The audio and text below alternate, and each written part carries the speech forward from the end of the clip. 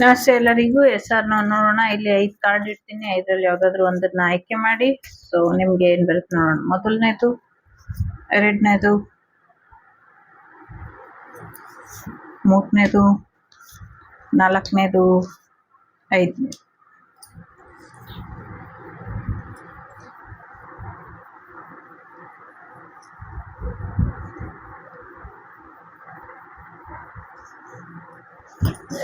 I hope ಆಯ್ಕೆ ಮಾಡ್ಕೊಂಡಿದ್ದೀರಾ ಅನ್ಕೊಂತೀನಿ. ಮೊದಲನೇದು, ಎರಡನೇದು, ಮೂರನೇದು, 4, 5.